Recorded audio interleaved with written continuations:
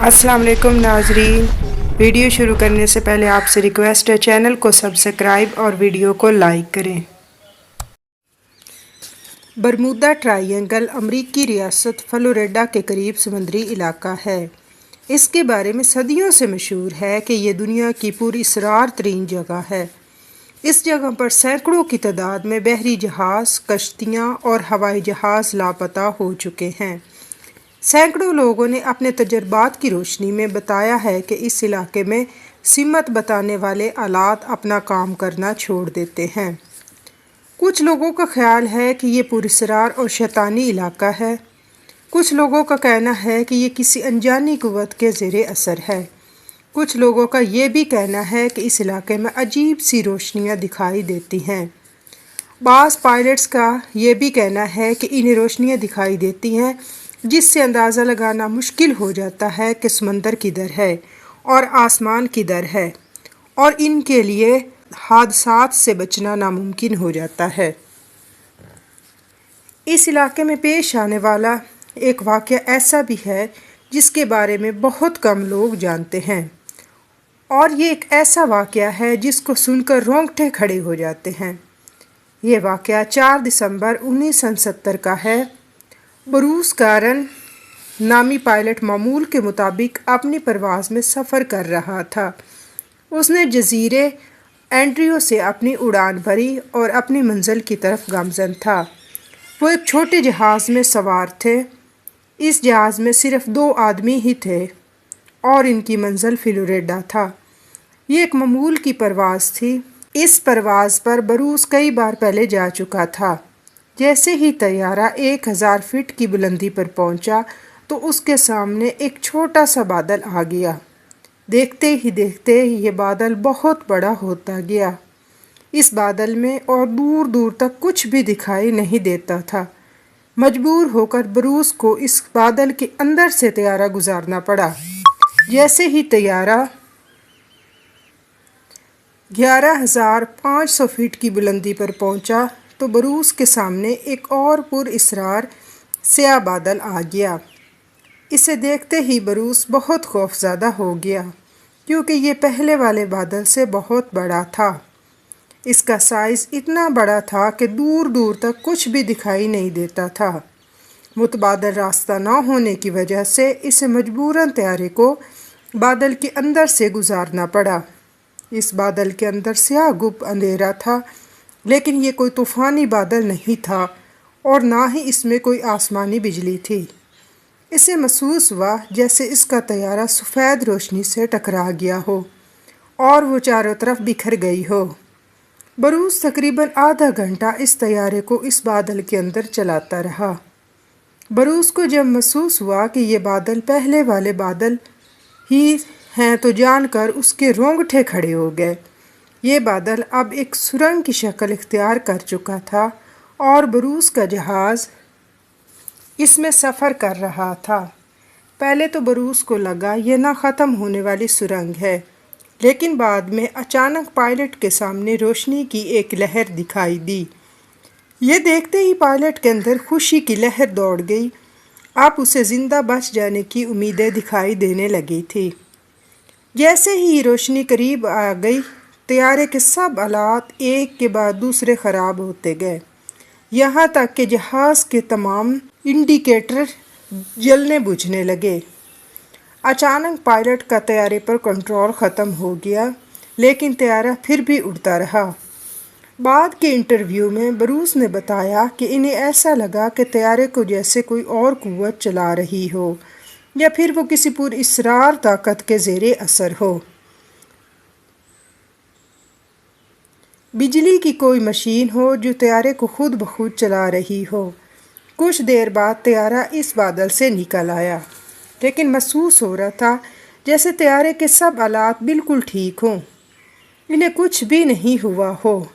जैसे ही तैयारा सफ़ेद धुंध से निकला, पायलट ने कंट्रोल रूम से रब्ता किया और उसकी लोकेशन मालूम की। ग्राउंड कंट्रोल की तरफ से जवाब मिला कि तैयारा रडार पर नज़र नहीं आ रहा। ये सुनते ही ब्रूस मज़ीद परेशान हो गया। इतने में धुंध भी ख़त्म हो चुकी थी। ब्रूस ने देखा कि वो ऐन मियामी یعنی اپنی منزل کے اوپر پہنچ چکا تھا۔ یہ فاصلہ 270 میل تھا، جسے 1 گھنٹہ اور 15 منٹ میں طے ہونا تھا، لیکن طیارے نے یہ سفر صرف 47 منٹ میں ہی طے کیا تھا اور طیارہ بحفاظت میامی ایئرپورٹ پر لینڈ کر گیا۔ بروس نے جب طیارے کا فیول چیک کیا تو وہ اتنا خرچ نہیں ہوا تھا جتنا طے شدہ فاصلے کے مطابق اسے خرچ ہونا تھا۔ جب اس نے طیارے کی دستیاب معلومات چیک کی تو پتہ چلا کہ اس کا طیارہ نصف وقت میں اپنی منزل پر پہنچا۔ اس نے فوری طور پر ایوییشن ماہرین سے رابطہ کیا اور خود پر گزرنے والی صورتحال ان کو بتائی، لیکن کوئی بھی اس کا تسلی بخش جواب نہ دے سکا۔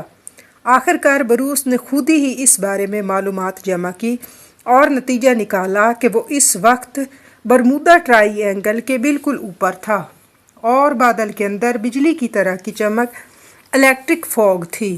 کچھ افراد نے یہ خیال بھی پیش کیا کہ بروس ڈارک انرجی کی وجہ سے وقت سے پہلے اپنی منزل کی طرف پہنچ چکے تھے اور یہ وہی توانائی ہے جس کی وجہ سے ہماری کائنات پھیلتی ہے۔ برمودا ٹرائی اینگل پر سب سے لکھی گئی پہلے کی دستاویز کولمبس کی ہے۔ ان کے مطابق وہ اور ان کے دوستوں نے سمندر کے اس حصے پر اوپر نیچے ہوتی کچھ روشنیاں دیکھی۔ اس کے علاوہ ان کا کمپاس بھی درست سمت میں نہیں چل رہا تھا، یعنی کمپاس نے کام کرنا چھوڑ دیا تھا۔ برمودا ٹرائی اینگل سے جڑے واقعات اور حادثات کا پہلا واقعہ 18ویں صدی میں پیش آیا، جب 1813 میں امریکہ کے صدر کی بیٹی ایڈوسیا اس برمودا ٹرائی اینگل میں کہیں گم ہو گئی۔ بادشاہ نے بہت کوشش کی مگر اس کا کوئی سراغ نہ مل سکا۔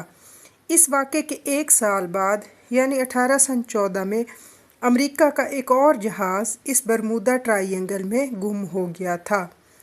اب اس برمودا ٹرائی اینگل کی حقیقت کو اسلامی نقطہ نظر سے جاننے کی کوشش کریں گے۔ اگر قرآن و حدیث میں اس سے متعلق حوالہ تلاش کریں تو سب سے پہلے حضرت تمیم داری کی روایت کردہ حدیث کو مد نظر رکھنا ہوگا۔